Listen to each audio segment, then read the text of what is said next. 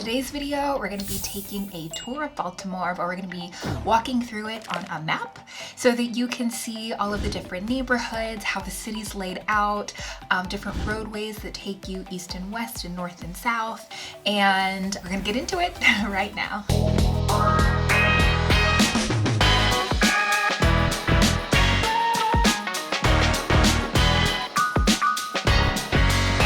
If this is your first time to the channel and you want to know all there is to know about Baltimore and its surrounding areas, then make sure to hit the subscribe button and also tap the bell for notifications so that you can be the first to know all the things that are going on in Baltimore Metro, its surrounding areas, and its local real estate market. I'm Persia Swift. I'm a local Maryland realtor. I've been doing this for about 4 years, and for that time I've been helping people just like you who've been looking to relocate to Baltimore, and I absolutely love it.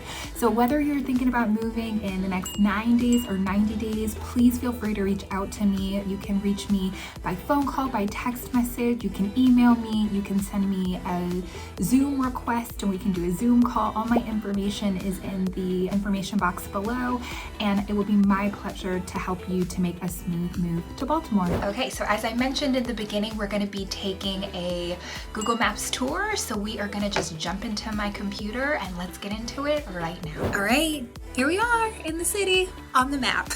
So I think probably starting with what people are familiar with, which is the harborfront, waterfront area, which tend to be some of the places that people know the most, especially when they're coming here from other areas. But just to highlight them, the ones that are kind of most popular for people relocating are going to be Fells Point, which has, you know, lots of shopping.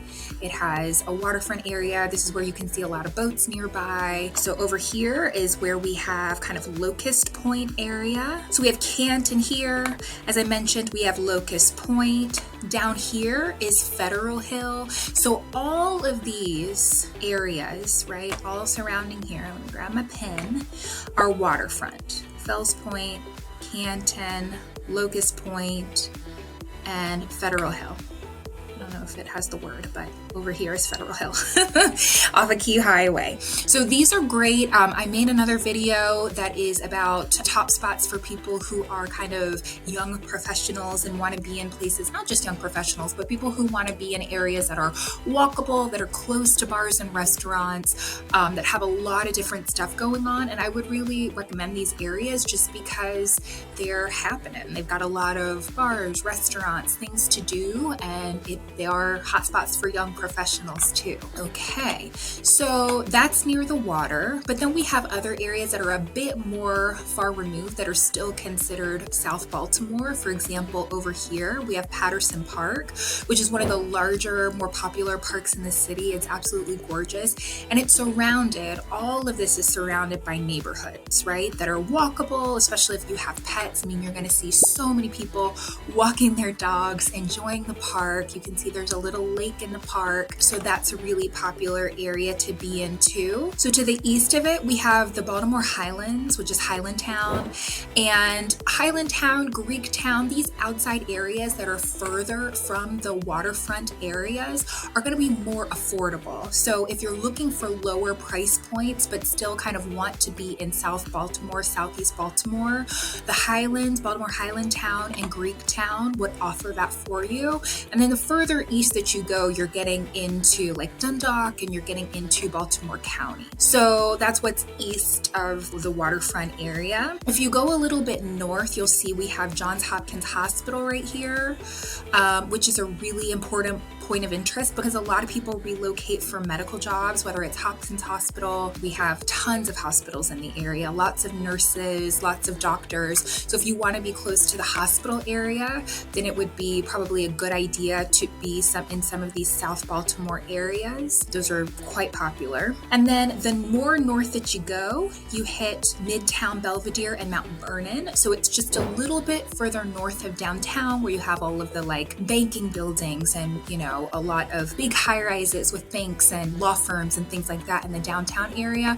Just a little bit north of it, you have Mount Vernon, which is kind of known as Baltimore's cultural center. So it's tons of museums, beautiful architecture, and that's just a little bit north.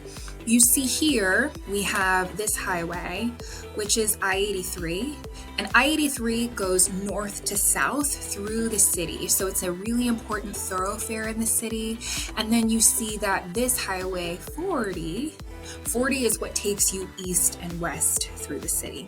Okay, so those are kind of the two main highways that are important to know to go north and south and east and west. So the more west you go from the waterfront area, we have Southwest Baltimore, which is kind of an up and coming area. Price points are relatively good over there. I think comparatively, the kind of median price in Baltimore for a row house is going to be $300,000. Just houses in general is $300,000. So Southwest Baltimore has some up and coming areas that may be a little bit lower than that depending on your price point. So that's one. We have the casino down here, and the casino is kind of adjacent to the waterfront area. If you go down, you have these which are also considered the city. We have Cherry Hill, we have Brooklyn. Actually, Brooklyn is considered Anne Arundel County, so that's separate from Baltimore City, but Cherry Hill is part of Baltimore City. As you go north a little bit, we're gonna get into some other neighborhoods. Okay, Berea.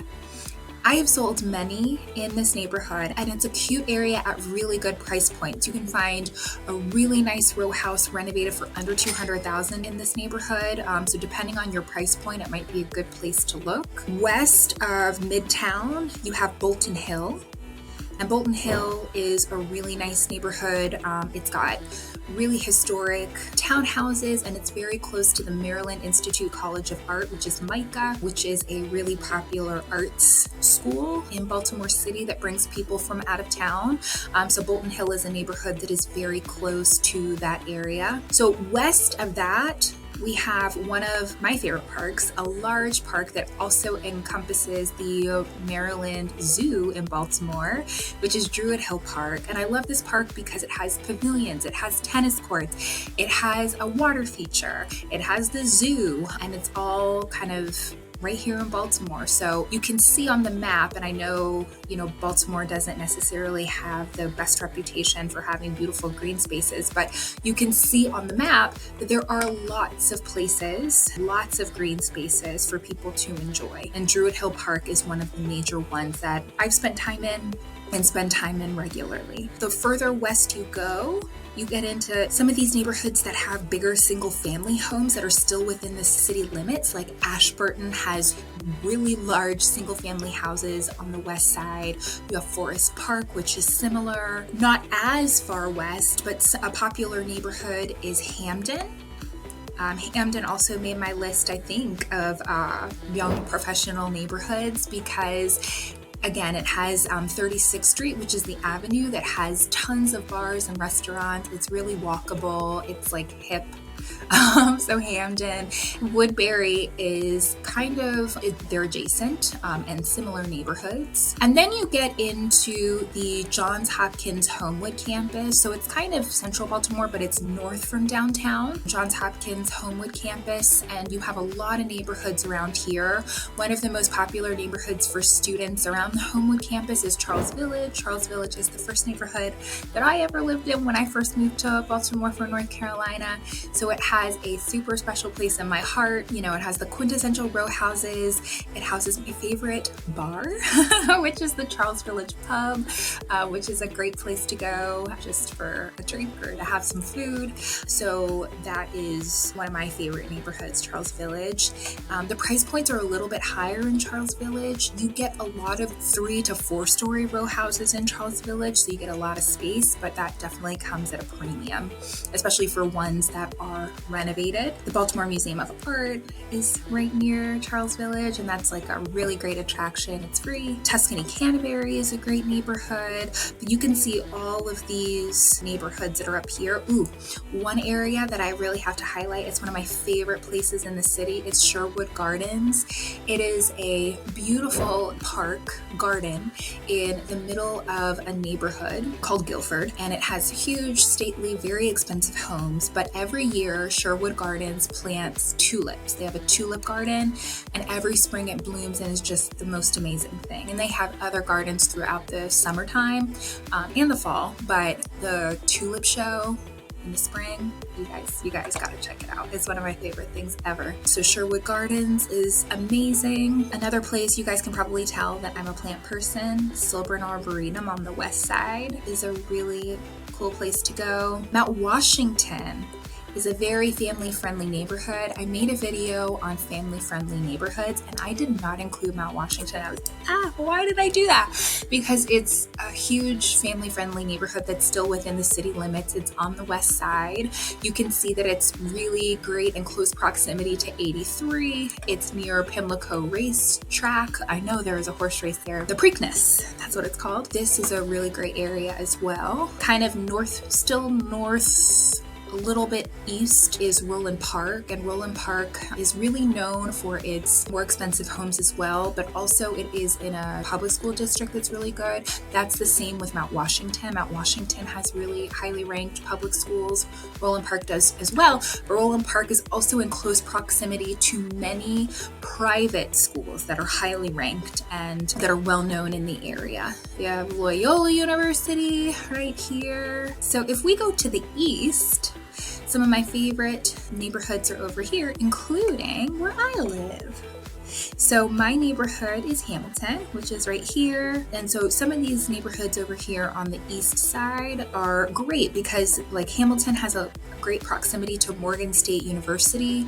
You can see that Baltimore has a predominance of schools in the area. You have Loyola, you have Johns Hopkins, you have Morgan State, we have Coppin State. So I think that knowing where you want to be and kind of the area, whether it's your commute, what have you, that kind of leads you to the neighborhood that you want to be is really important so that you can kind of know where you want to stake your claim. The more further out you go, like you can get into here where Annesley, Parkville, you know, these are kind of, I think Lake Avenue, this street, right, might be kind of where it delineates where you start getting into Baltimore County. Ooh, Double Rock Park is a really great park. It's beautiful. So I'm going to zoom back out. I feel like I'm kind of rambling. But I think what I wanted to show you the most on this map tour is just the fact that there are so many different neighborhoods that you can live in Baltimore, and they are all so different. In fact, Baltimore has over 200 distinct neighborhoods that you can choose from. And so, you know, I think that what is most important when you're talking about Baltimore City is, number one, kind of knowing what your lifestyle is. Do you want to be near parks? You know, do you want to be near a park? Green spaces? Do you want to be near Patterson Park? Do you want to be near a park and also near bars and restaurants? Do you want to be in an area like some of these areas that are more northeast and more north or northwest that are outside of downtown are more suburban feeling? So they're still in the city limits, but they might not be as walkable to bars and restaurants and might not have that kind of young professional hip feel, right? So I think that that's the thing. And, you know, it's part of my job to help guide you and to let you know where those places are and what might feel the best, and for us to figure that out together. But yeah, so I just wanted to take you on this tour, and I hope that it was informative. If you have any questions about specific areas or want me to do a map tour of like a more specific area, I'm happy to do so. But thank you so much for bearing with me for watching this video. Have a good one. Bye.